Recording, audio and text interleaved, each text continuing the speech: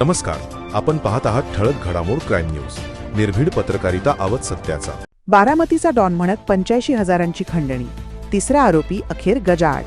कटफळ तालुका बारामती येथील अवजारे बनवणाऱ्या एका उद्योजकाला स्वतःला बारामतीचा डॉन असल्याचे सांगत धमकावून 85,000 रुपयांची खंडणी उकळणाऱ्या प्रकरणातील फरार तिसरा आरोपी भूषण रणसिंग याला बारामती तालुका पोलिसांनी अटक केली.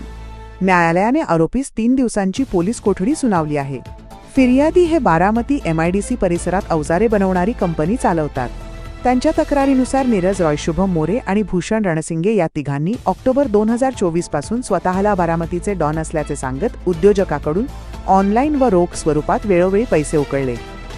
आरोपी फिर्यादीस बारामतीतील विविध हॉटेलमध्ये बोलावून दारूचे बिल भरण्यास भाग पाडत होते.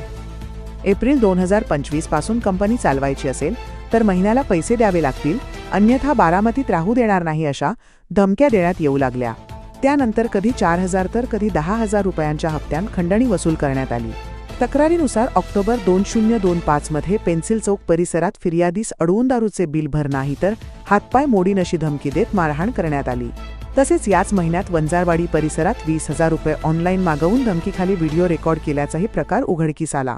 पुढे ऑक्टोबर 18 रोजी रात्री अमरदीप हॉटेल येथे 13,000 रुपयांची मागणी करत पुन्हा मारहाणीचा प्रयत्न करण्यात आल्याचे तक्रारीत नमूद आहे. या संपूर्ण कालावधीत आरोपींनी एकूण 85,000 रुपयांहून अधिक रक्कम उकळली असून पैसे न दिल्यास जीवे मारण्याची धमकी दिल्याचे फिर्यादीने सांगितले आहे. प्रकरणाची गंभीर दखल घेत बारामती तालुका पोलिसांनी फरार असलेल्या तिसऱ्या आरोपीस MIDC परिसरातून अटक केली. पुढील तपास सुरू असून न्यायालयाने आरोपीस 3 दिवसांची पोलीस कोठडी सुनावली आहे. प्रतिनिधी तुषार लव्हे सोबत ठळक घडामोड.